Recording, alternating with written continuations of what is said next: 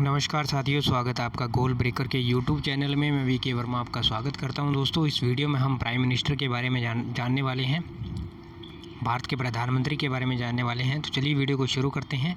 उससे पहले जितने साथी चैनल पर नए हैं वो चैनल को सब्सक्राइब कर लीजिए और बेल आइकन को ऑल में प्रेस कर लीजिए, ताकि वीडियो बने और वीडियो बनते ही आपके पास जो नोटिफिकेशन है वो ऑल अगर क्लिक होगा तो उसके माध्यम से हैंड टू हैंड पहुँच जाएगी।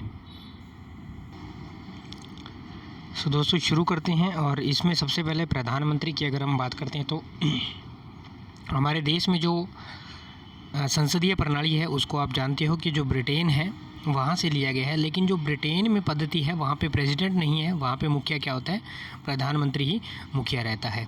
हमारे संसदीय प्रणाली में एक तो प्रधानमंत्री दो तरह के मुखिया रहते हैं, जिसे एक तो हम नाम मात्र के मुखिया रहते हैं और एक वास्तविक के मुखिया रहते हैं। नाम मात्र के मुखिया हमारे देश के राष्ट्रपति होते हैं, लेकिन सारे काम होते राष्ट्रपति के ही नाम से हैं। और दूसरे हमारे मुखिया रहते हैं प्राइम मिनिस्टर, जो कि हमारे देश के वास्तविक मुखिया रहते हैं। सारा काम उन्हीं के हाथों से होता है। अब अगर अनुच्छेद 74 की बात करें तो राष्ट्रपति की सहायता के लिए मंत्रिपरिषद होती है। अनुच्छेद 74 में ऐसा लिखा गया है कि जो राष्ट्रपति है उनकी सहायता करने के लिए, उनके कार्य करने के लिए क्या होएगी, मंत्रिपरिषद होएगी। और अनुच्छेद 75 में क्या लिखा है, अनुच्छेद 75 में लिखा है कि मंत्रिपरिषद का एक मुखिया होगा, यानी मंत्रिपरिषद का मुखिया कौन होता है, प्रधानमंत्री। तो अनुच्छेद 75 में प्रधानमंत्री के बारे में जिक्र किया गया। लेकिन अनुच्छेद दोनों के दोनों हमारे लिए इम्पोर्टेंट है, 74 एंड 75। अब बात करते हैं नियुक्ति की। जो हमारे पीएम है उनकी नियुक्ति कौन करता है, तो उनकी नियुक्ति राष्ट्रपति करते हैं। लेकिन उससे पहले क्या होता है कि जो मंत्रिपरिषद होती है, या मंत्रिपरिषद बाद में बनती है, लेकिन उससे पहले जैसे ही कोई पार्टी अगर बहुमत हासिल कर लेती है, जिस पार्टी के पास बहुमत ज़्यादा होता है, वो अपना एक मुखिया निर्धारित करती है और वही मुखिया प्रधानमंत्री पद के लिए वो उसे योग्य ठहराती है, यानी कि अपना उम्मीदवार, उसे मुखिया उम्मीदवार बनाती है। फिर राष्ट्रपति महोदय उसे नियुक्ति करते हैं उनकी। अब यहाँ पे एक टर्म और दी गई है कि निर्वाचन और नियुक्ति, ये दो टर्म है। तो दोस्तों, निर्वाचन और नियुक्ति के अंदर फ़र्क आता है। निर्वाचन का मतलब ये होता है, जो मैंने यहाँ पे लिखा है, कि किसी ग्रुप द्वारा, जनता, सदन, एक ग्रुप द्वारा, या तो कोई प्रतिनिधियों का ग्रुप हो, 10-12 सदस्य हो, 100, 50, 1000 कितने भी हो, या फिर जनता, या फिर किसी सदन के किसी सदस्य, इनका जो चुनाव किया जाता है वो तो होता है निर्वाचन। अभी जब हम प्रधानमंत्री, जो हमारे एमपी के लिए इलेक्शन होते हैं, मेंबर ऑफ पार्लियामेंट के लिए, तो हम क्या करते हैं, निर्वाचन पद्धति होती है। आप सभी वोट डालने जाते हो। और जब आपके सीएम के लिए इलेक्शन होते हैं, चीफ मिनिस्टर के लिए, तब भी आप जाते हो। लेकिन आप कभी राज्यसभा के सदस्य के लिए वोट डालते हो क्या? आप कभी राष्ट्रपति के लिए वोट डालते हो क्या? आप कभी उपराष्ट्रपति के लिए वोट डालते हो? तो ऐसा नहीं होता है। तो जो निर्वाचन पद्धति होती है उसके अंदर हम या कोई जनता का ग्रुप, तो उसमें निर्वाचन पद्धति की जाती है। लेकिन जैसे राष्ट्रपति का वोट होता है तो उसमें भी निर्वाचन होता है, किसका? लेकिन उसमें निर्वाचन जो करते हैं, जो वोट डालते हैं, वो सदस्य अलग रहते हैं। ये हम उसमें वोट नहीं डालते। ये निर्वाचन की पद्धति होती है। अब वहीं अगर हम नियुक्ति की बात करें तो नियुक्ति एक, जिस तरह से राष्ट्रपति प्रधानमंत्री की नियुक्ति करते हैं, उसी तरह से राष्ट्रपति हाई कोर्ट के जो हमारे हैं, सुप्रीम कोर्ट के जज हैं, उनकी भी नियुक्ति करते हैं। उसी तरह से राष्ट्रपति जो राज्यपाल होते हैं उनकी नियुक्ति करते हैं। तो इस तरह नियुक्ति अलग चीज़ होती है और निर्वाचन अलग चीज़ होती है। तो दोनों में डिफरेंस आपको पता लग गया। और अगर एग्ज़ाम में इस तरह का क्वेश्चन आए तो आप इसमें चूकना नहीं है, अच्छे से क्वेश्चन को करके आना है। अब नेक्स्ट मैं बात करता हूँ, पीएम जो होता है वो लोकसभा होती है, उसमें जो भी दल बहुमत लेता है, उस बहुमत लेने वाले दल का नेता होता है, उसका मुखिया कहा जाता है, जैसा कि मैंने आपको पहले यहाँ पे बताया था। ठीक है, मंत्रिपरिषद का भी मुखिया है, और मंत्रिपरिषद के साथ साथ लोकसभा में बहुमत जो दल प्राप्त करता है, जैसे अभी सेंटर में हमारी बीजेपी की सरकार है, तो बीजेपी में जो बहुमत दल जो है उसका जो नेता है वो अभी नरेंद्र मोदी जी हमारे प्रधानमंत्री हैं। अच्छा, इसका जो बहुमत का रेशियो होता है वो कैसे निकलता है, 100% अपॉन 2, 100% अपॉन 2 प्लस में 1, यानी कि कोई भी जितनी भी हमारी जो सीट है, उन सीट का 50% प्लस में आपको एक फालतू अगर आ जाता है, एक वोट फालतू या एक सीट फालतू आ जाती है, तो आप वहाँ पे विजयी घोषित हो जाते हो और बहुमत आपके पक्ष में आ जाता है। अब कुछ दिया हुआ है, क्या दिया हुआ है, जो नेता हमारा प्रमुख नेता होता है, जिसे हम प्रधानमंत्री बोल रहे हैं, या मुख्य नेता हमारा बोल रहे हैं, या हमारा प्रमुख सदस्य बोल रहे हैं, उस सदस्य को किसी न किसी एक सदन में, या तो लोकसभा में या राज्यसभा में, किसी न किसी एक सदन का सदस्य होना अवश्य है। जैसे नरेंद्र मोदी जी अभी जो हैं वो क्या है, लोकसभा के सदस्य हैं। लेकिन इससे पहले जो हमारे प्राइम मिनिस्टर थे मनमोहन सिंह जी, वो लोकसभा के सदस्य न होकर के राज्यसभा के सदस्य थे, और जो इंदिरा गांधी जी थे वो भी राज्यसभा के सदस्य थे। तो यहाँ पे उनको किसी न किसी एक सदन का सदस्य होना जरूरी है। सदन से मेरा मतलब ये है कि लोकसभा हो चाहे राज्यसभा हो। अब एक बात नोट करने वाली और है कि मान लीजिए अगर कोई प्रधानमंत्री इस तरह का बना दिया जाता है, प्रधानमंत्री मान लीजिए उन्होंने इलेक्शन लड़ा ही नहीं, या वो इलेक्शन कोई है ही नहीं, उनके पास किसी भी तरह की सीट नहीं है, ना तो वो लोकसभा में सांसद है, ना ही वो राज्यसभा में सांसद है, तब क्या होगा, उनको प्रधानमंत्री बना दिया जाता है तो उनको या तो लोकसभा में या राज्यसभा में, या तो लोकसभा में या राज्यसभा में कहीं ना कहीं उनको 6 माह के अंदर अंदर क्या होना पड़ेगा, एक सीट अपना निर्धारित करना होगा, यानी कि उस सीट पर उनको विजय प्राप्त करनी होगी, या उस सीट की उनको जो है लेना रहेगा, या तो वो लोकसभा में सीट ले या फिर राज्यसभा में सीट ले, तभी 6 महीने के अंदर अंदर तभी वो जो पीएम जो पद है उनका उस पर बने रह सकते हैं। अन्यथा उनको क्या करना पड़ेगा, अपने पद से त्याग पत्र देना रहेगा, उनको अपने पद से ऑटोमेटिकली हटा दिया जाएगा या त्याग पत्र देना रहेगा, तो उनको ऐसा करना रहेगा। आगे हम बात करते हैं आयु। अगर हम आयु की बात करें तो अगर वो लोकसभा के सदस्य हैं तो कम से कम 25 की एज होनी चाहिए, और अगर राज्यसभा के सदस्य हैं तो 30 ईयर एज होनी चाहिए। वो तो मैंने आपको ऑलरेडी पहले बता दिया है। और जो अधिकतम की सीमा है वो कोई सीमा नहीं है। हमारे देश में जो अधिकतम आयु है उसकी कोई सीमा नहीं है। आप 95 वर्ष की उम्र में भी आप पीएम बन सकते हो, आप 105 की उम्र में पीएम बन सकते हो। जिस तरह से हमारी अगर वैकेंसी निकलती है तो उसमें एज क्राइटेरिया रहता है कि आप जैसे 33 वर्ष की उम्र है आपकी लास्ट है, उसके बाद में प्लस में आपके रिलैक्सेशन 5 साल और जो रहे तो लास्ट 38 साल तक आप फॉर्म अप्लाई कर सकते हो, या फिर 42 साल तक कर सकते हो, या 28 साल तक, या जैसे फ़ौज के अंदर है 21-22 साल की उम्र है। तो यहाँ पे ऐसी कोई लिमिट नहीं है। और एक चीज़ की लिमिट और नहीं है कि आप कितनी बार भी चाहे पीएम बनो, इसकी भी कोई लिमिट नहीं है। तो इस तरह की हमारे देश में कोई लिमिट नहीं है, ना प्रेसिडेंट पर है, ना पीएम है उनके ऊपर है, ना मुख्यमंत्री है उनके ऊपर है। ठीक है, तो ये रही 2 बातें इंपॉर्टेंट जो आपको नोट करने लायक हैं। अब हम जो नेक्स्ट हमारा टॉपिक है उस पर बात करते हैं कि जो शपथ है वो कौन दिलाता है। तो जो राष्ट्रपति महोदय हैं वही क्या करते हैं, हमारे जो पीएम हैं, प्राइम मिनिस्टर हैं, उनको शपथ दिलाते हैं।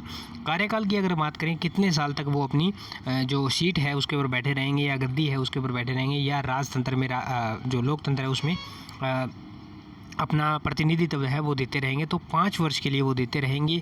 लेकिन ऑब्लिक में क्या लिखा हुआ है, ये तो साधारणतः 5 वर्ष है, लेकिन जो संविधान है उसमें लिखा है कि राष्ट्रपति के प्रसाद पर्यंत है, यानी कि राष्ट्रपति जब तक चाहे उनको कुर्सी पर बैठा रखता है। अगर राष्ट्रपति चाहे कि उनको अभी निकलना है तो उनको राष्ट्रपति हटा भी सकता है। तो ये राष्ट्रपति के प्रसाद पर्यंत होते हैं। दूसरा जो त्याग पत्र है, यानी कि शपथ तो इन्होंने राष्ट्रपति से लिया, और त्याग पत्र भी ये राष्ट्रपति को क्या करते हैं, देते हैं। अगर इन्होंने त्याग पत्र देना है तो वो राष्ट्रपति को ही त्याग पत्र देते हैं। वेतन की अगर बात करें तो वेतन जो प्रधानमंत्री होते हैं उनका वेतन उतना ही होता है जितना अन्य सांसद का वेतन होता है। मान लीजिए कोई एमपी है राज्यसभा में, या कोई एमपी है लोकसभा में, ठीक है, राज्यसभा में या लोकसभा में कोई भी एमपी है, उनका जितना वेतन रहेगा उतना ही वेतन जो हमारे पीएम है, प्राइम मिनिस्टर है, उनका रहेगा। लेकिन जो कुछ भत्ते होते हैं एक्स्ट्रा, उन भत्तों को एक्स्ट्रा ऐड कर दिया जाता है, वही प्राइम मिनिस्टर को एक्स्ट्रा बनाते हैं। प्राइम मिनिस्टर उन्हीं से एक्स्ट्रा बनते हैं। ठीक है, एक्स्ट्रा प्राइम मिनिस्टर के वही भत्ते रहते हैं, उन्हीं से प्राइम मिनिस्टर एक्स्ट्रा होते हैं। और ये अगर वेतन भत्तों की अगर हम बात करें तो ये वेतन भत्ते संसद खुद से ही अपने आप के अंदर डिसाइड कर लेती है। संसद में बिल पास किया और अपना जो तनख्वाह है अपने आप से बढ़ा ली। भाई आज मेरे को 50,000 मिल रहे हैं, और कल बिल लाए और वहाँ पे 75,000 कर दिया, 50,000 से 75,000 60,000 कर दिया। तो ये इनके ऊपर खुद के ऊपर है, क्योंकि संसद इनका है तो इनको ही बिल पास करना रहता है। तो ये बिल पास करके अपना तनख्वाह बढ़ा लेते हैं। और जो भी होता है वेतन भत्ता सभी के अंदर वृद्धि अगर करनी हो, कोई फैसिलिटी लेनी हो तो अपने आप करते रहते हैं। अब आते हैं पीएम की जो शक्तियां हैं और जो कार्य हैं क्या है। पीएम की शक्तियां ऐसा स्पष्ट रूप से कहीं नहीं लिखा है। अप्रत्यक्ष रूप से राष्ट्रपति की सारी शक्तियां क्या होती है, पीएम की होती है। स्पष्ट रूप से कहीं भी नहीं लिखा हुआ कि पीएम को ये शक्तियां दी गई है। ठीक है, अप्रत्यक्ष रूप से मतलब ये है कि जितनी भी राष्ट्रपति महोदय के पास सारी शक्तियां हैं वो हमारे देश में पीएम ही हैंडल करते हैं। आप सभी जानते भी हो हमारे देश में जो पीएम है उसकी जो वास्तविक ताकत है वो बहुत ज़्यादा है पीएम की, प्राइम मिनिस्टर की। लेकिन जो संवैधानिक ताकत है वो हमारे देश के संविधान में राष्ट्रपति महोदय को दी गई है। लेकिन राष्ट्रपति महोदय की जितनी ताकत है वो सारी की सारी ताकतें प्रधानमंत्री यूज़ करते हैं हमारे देश में, क्योंकि देश के वास्तविक मुखिया, वास्तविक हेड वही हैं। मंत्रिपरिषद की बैठक को बुलाते हैं, उनकी अध्यक्षता करते हैं, मंत्रियों के विकास कार्य देखते हैं। जितनी भी मंत्रिपरिषद रहती है, उनकी परिषद में जितने भी सदस्य रहते हैं, जैसे किचन कैबिनेट है या आपकी कैबिनेट है, तो सभी को बुलाना क्या रहता है, प्रधानमंत्री के हाथ में है, और उनकी जो अध्यक्षता है वो भी प्रधानमंत्री करते हैं। जितने भी मंत्रियों ने विकास के कार्य किए या अपने क्षेत्र में जो भी कार्य करे, उनकी रिपोर्ट लेना, उनको गाइड करना, ये सारा कार्य प्रधानमंत्री का रहता है। अब हम बात करते हैं राष्ट्रपति के संबंध में क्या क्या कार्य है।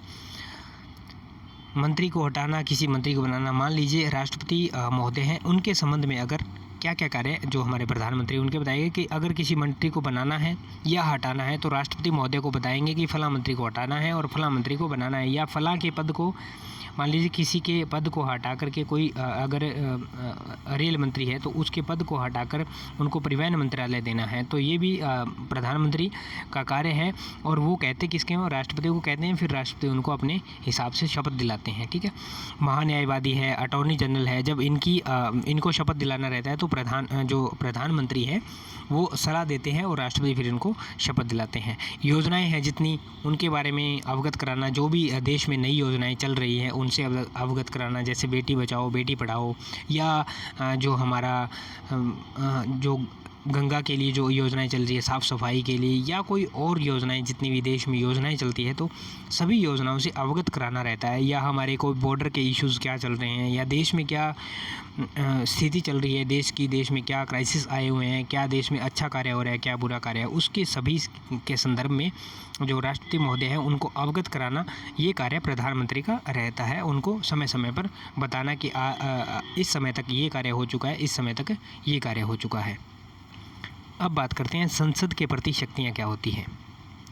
जो प्राइम मिनिस्टर हैं उनकी संसद के प्रति क्या शक्तियाँ रहती है। संसद के प्रति या संसद के संबंध में जो प्राइम मिनिस्टर है उनकी क्या शक्ति है। मंत्रिपरिषद सामूहिक रूप से लोकसभा के प्रति उत्तरदायी होती है, सामूहिक रूप से लोकसभा के प्रति उत्तरदायी होती है। जो मंत्रिपरिषद है वो सामूहिक रूप से, यानी कि अगर आप इकट्ठे हो जाते हो 20-50 तो आप क्या हो, सामूहिक रूप से, यानी कि आपका एक समूह बन गया। अभी आप समूह बन गए तो आपको ये आपका जैसे मैं एग्जांपल लेना चाहूँगा इसमें स्कूल का। ये आपका स्कूल है, ये स्कूल है, आपके ये कमरे बने हुए हैं, यहाँ पे ये आपका जो भी है, आप इतने सारे बच्चे इकट्ठे हो गए, जितने स्टूडेंट इकट्ठे हुए, या कॉलेज वाले स्टूडेंट कॉलेज वाले इकट्ठे हो गए। आप समूह रूप से, अगर आप इस समूह में हो तो इस समूह रूप से आप अपने स्कूल के प्रति उत्तरदायी हो। ठीक है, जो भी कार्य रहेगा, आप जो कार्य करोगे आपके स्कूल के प्रति आपका कार्य रहेगा, ना कि आपका इंडिविजुअली या पर्सनली कोई कार्य रहेगा। और जो भी मंत्री है वो इंडिविजुअली, मंत्रिपरिषद अगर बात करें तो एक एक लड़के की आपकी बात करें तो वो एक एक लड़का, यानी कि मंत्रिपरिषद का, वो प्रधानमंत्री के प्रति उत्तरदायित्व है उनका। इंडिविजुअली प्रधानमंत्री के प्रति उत्तरदायित्व है, और अगर सामूहिक रूप से बात करें तो वो लोकसभा के प्रति उत्तरदायित्व है। इसी तरह अगर आपका इंडिविजुअली, मान लीजिए इंडिविजुअली आप किसके प्रति हैं, आपके टीचर के प्रति हो सकते हैं, आपके मैडम के प्रति हो सकते हैं, आपके हेडमास्टर के प्रति हो सकते हैं, लेकिन सामूहिक रूप से आप अपने स्कूल के प्रति उत्तरदायित्व है। यानी कि आपका स्कूल का नाम है जो अच्छा रहना चाहिए, आप स्कूल में विकास कार्य होने चाहिए, आपके स्कूल को निरंतर दिन प्रतिदिन तरक्की होनी चाहिए। और सिंगल रूप से या इंडिविजुअल रूप से आप किसी के प्रति, आप मैडम, मास्टर, जो आपके हेड मास्टर है, या आपके लेक्चरर है, या आपके प्रिंसिपल है, किसी के प्रति आप उत्तरदायी हो सकते हैं।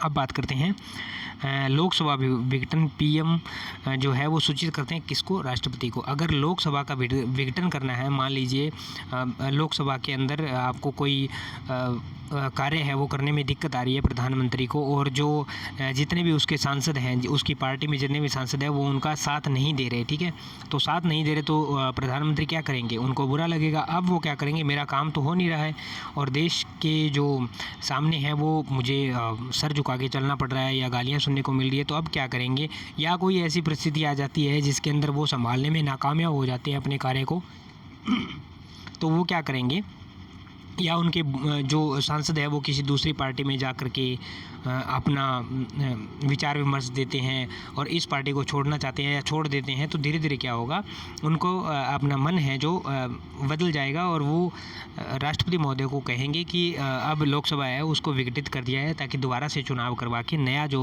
प्राइम मिनिस्टर है वो देश को दिया जाए, क्योंकि देश का जो पूरा संचालन है वो प्राइम मिनिस्टर के हाथों होता है और उसके लिए एक मजबूत दावेदार का होना बहुत ज़रूरी है। अगर मजबूत दावेदार नहीं है तो देश बहुत ही विकट परिस्थिति में जा सकता है। नेक्स्ट बात करते हैं संसद में सरकार का मुखिया। ये क्या होता है कि जो संसद होती है उसमें जो भी सरकार चल रही होती है, जिस भी सरकार का होता है वो प्रतिनिधित्व करता है, तो वहाँ उस सरकार का ये मुखिया रहता है। ये बात मैं ऑलरेडी आपको बता चुका हूँ और उसका नेतृत्व भी यही करता है। ठीक है, सरकार का नेतृत्व भी करता है और सरकार के प्रमुख के रूप में, सरकार के मुखिया के रूप में भी प्रधानमंत्री ही होता है। अन्य कार्यों में अगर हम बात करें तो अन्य कार्य क्या है, जैसे पहले क्या हुआ करता था, योजना आयोग चला करता था, लेकिन 2015 में आके योजना आयोग को नीति आयोग में कन्वर्ट कर दिया। ठीक है, national institution for transforming India. तो इसको 1 जनवरी 2015 में किया, आई थिंक मेरे हिसाब से यही है, 1/1/2015। आप ज़रूर से एक कमेंट बताना कि मैं सही बता रहा हूँ। और इसको क्या कर दिया, इसके अध्यक्ष कौन रहते हैं, पहले भी योजना आयोग के अध्यक्ष प्राइम मिनिस्टर थे, प्रधानमंत्री थे, अब भी योजना आयोग के अध्यक्ष प्राइम मिनिस्टर है। तो ऐसी अन्य कार्य के अंदर ये जो आती है, जैसे अभी प्रधानमंत्री रिलीफ फंड चलता है और कोरोना काल में प्रधानमंत्री को एक फंड और बनाया, तो इस तरह से ये जो आयोग बनते हैं या कोई फंड बनता है या कोई इस तरह की संस्था बनती है जो देश हित में कार्य करती हो या कोई विकट परिस्थिति में कार्य करती हो, तो उनके लिए क्या होता है, अन्य कार्य में वो आ जाती है। अब अंतर्राज्यीय परिषद, कोई भी अंतर्राज्यीय परिषद बनती हो, जैसे कुछ समय पहले 2015 की बात है, शायद 2015-17 के अंदर जो सोलर अलायंस बना था जिसमें गुरुग्राम के अंदर जो प्रमुख बनाया गया, तो ये अंतर्राज्यीय यानी कि इंटरनेशनल जो भी होती है, अंतर्राज्यीय से मतलब राज्य का नहीं है, इंटरनेशनल है। तो जो भी कोई ऐसी परिषद बनती है जिसके अंदर वो प्राइम मिनिस्टर जो है वो मुखिया का रोल निभाते हैं, मुखिया का भूमिका जो है वो अदा करते हैं। अब बात करते हैं, अगर आपको सवाल दे दिया जाए किस तरह से आपके एग्ज़ाम में सवाल आएंगे, तो मैंने ये कुछ एक सवाल जो है आपके लिए लिखा है कि सबसे ज़्यादा कार्यकाल करने वाले जो प्राइम मिनिस्टर वो कौन से हैं। जैसे हमारे पंडित जवाहरलाल नेहरू है, ठीक है, तो उन्होंने सबसे ज़्यादा कार्यकाल किया। पहली महिला प्रधानमंत्री कौन है, पहले गैर कांग्रेसी प्रधानमंत्री कौन है, विश्वास न मिलने पर यानी कि विश्वास मत न मिलने पर जो हटाए गए थे अविश्वास प्रस्ताव लाकर वो प्रधानमंत्री कौन है, प्राइम मिनिस्टर संसद कार्यवाही में भाग न लेने वाले ऐसे प्राइम मिनिस्टर कौन है जो संसद की कार्यवाही में जिन्होंने भाग ही नहीं लिया, जो संसद में आए ही नहीं, ऐसे प्राइम मिनिस्टर कौन है। तो ऐसे किस तरह के सवाल जो हैं ये इंपॉर्टेंट सवाल रहते हैं, ये क्वेश्चन देखने को मिलते हैं। एक बार फिर से मैं आपको बता देता हूँ, सबसे ज़्यादा कार्यकाल जो है वो पुरुष प्रधानमंत्री में कौन है, महिला प्रधानमंत्री में सबसे ज़्यादा कार्यकाल, और पहली महिला प्रधानमंत्री, अब तक देश के अंदर प्रधानमंत्री महिला एक ही बने हैं और इन्हीं का सबसे लंबा कार्यकाल रहा है, आप जानते भी हैं। और गैर कांग्रेसी, ये सभी साथी जितने भी देखे हैं कमेंट सेक्शन में ज़रूर बताएं कि जो गैर कांग्रेसी है वो प्रधानमंत्री कौन थे।